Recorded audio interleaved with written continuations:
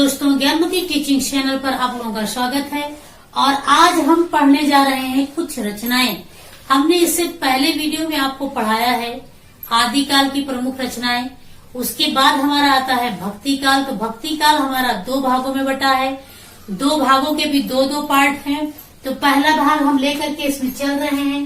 भक्ति काल में जो निर्गुण शाखा है, इसी को हम पढ़ाने जा रहे हैं। निर्गुण शाखा में 2 शाखाएं, एक ज्ञान मार्गी और एक प्रेम मार्गी।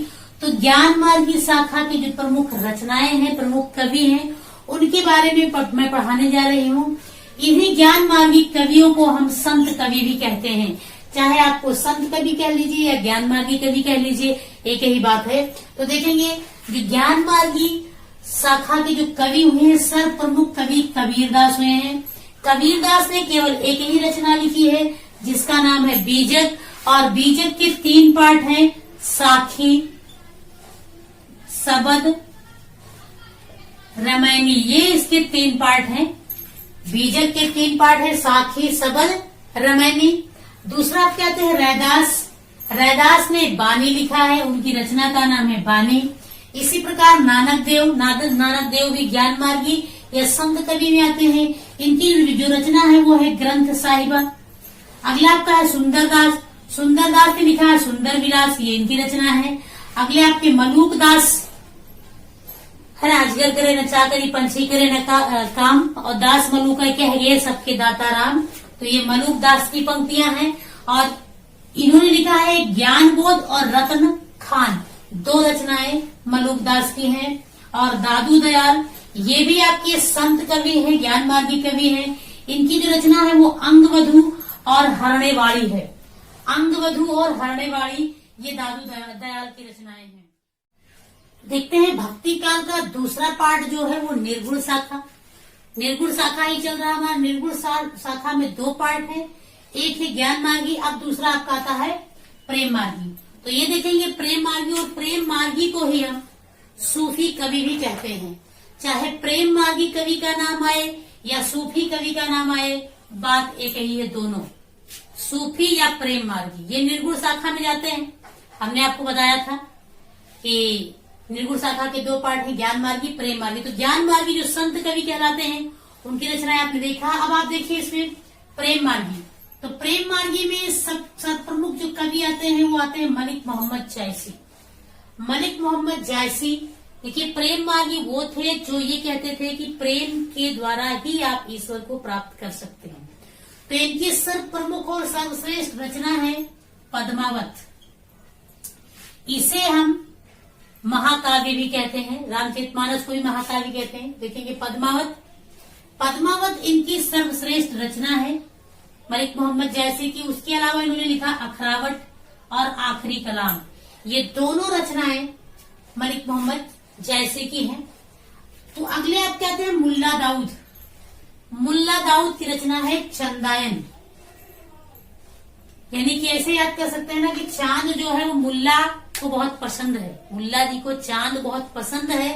तो जैसे मुल्ला दाऊद आएगा आप चंदायन पे टिक कर देंगे। अगला है कुतुबन। कुतुबन की रचना है मृगावती। आप देखेंगे इसका भी एक टिक है। कुतुबन में केवल हम बन लेंगे, और वन में कौन रहता है? मृग। मृग का मतलब हिरण होता है। वन में कौन रहता है? मृग। तो जैसे कुतुबन आएगा आप मृगावती पे बड़े आसानी से टिक कर देंगे। अगला आपका था मंझन। मंझन की रचना है मधुमालती। अब इसका भी देखेंगे, मंझन को थोड़ा जा में बदल दीजिए, मंजन हो जाएगा। तो मंजन अक्सर मीठा होता है। मंजन जो होता है वो अक्सर मीठा होता है। तो मधु का मतलब भी मीठा होता है। तो मंझन की रचना मधुमालती। अगला आता है उस्मान। उस्मान की रचना है चित्रावली। यानी जो उस्मान नाम का एक लड़का था वो चित्र बनाना बहुत अधिक पसंद करता था। यानी उसको जो चित्रकारी थी वो बड़ा अच्छा था। तो ऐसे भी याद कर सकते हैं, उस्मान की रचना है वो है चित्रावली। अब अगला आता है नूर मोहम्मद। नूर बरसता था। नूर का मतलब भाई बहुत सुंदर होना। तो जो इंद्रासन था, कितना इंद्र का जो शासन था वो बहुत ही सुंदर था। तो इंद्रासन और वहां पे अनुराग भी पलता था। अनुराग का मतलब प्रेम, चूंकि नूर बरसता था, तो नूर बरसता था कहाँ? इंद्र के शासन में, तो वहां पे प्रेम पलता था। तो आपका अनुराग बांसुरी और इंद्रावती ये दोनों रचनाएं नूर मोहम्मद की हो जाएंगी। अब शेख नबी, देखिए जो नबी लोग होते हैं, कहते हैं नबी लोग जो होते हैं उनके पास ज्ञान बहुत होता है, नबियों के पास ज्ञान बहुत होता है। तो नबी यहां से ले लेंगे और यहां से ज्ञान ले लेंगे, तो ज्ञानदीप शेख नबी। अब ईश्वर दास, इनकी लिखिए सत्यावती, सत्यावती कथा है इनकी। तो जो ईश्वर है वो सत्य है, अगर इस तरह से आप याद करेंगे ईश्वर है वो सत्य है, तो ईश्वर दास की रचना हो गई आपकी सत्यावती। और कासिम शाह है, कासिम शाह ने क्या किया था? एक हंस को पाल रखा था। कासिम शाह एक राजा था जिसने हंस को पाल रखा, तो हंस जवाहिर कासिम शाह की रचना है। तो ये रचनाएं आपके भक्ति काल के जो निर्गुण शाखा है, निर्गुण शाखा का एक जो ज्ञान मार्गी और प्रेम मार्गी के प्रमुख कवि और प्रमुख रचनाएं हमने बताई है, और आगे आपको हम अगले वीडियो में बताएंगे। अगर आपको ये मेरा वीडियो पसंद आया हो, लाइक करिए, इसको कमेंट्स करिए और अधिक से अधिक लोगों के पास शेयर करिए।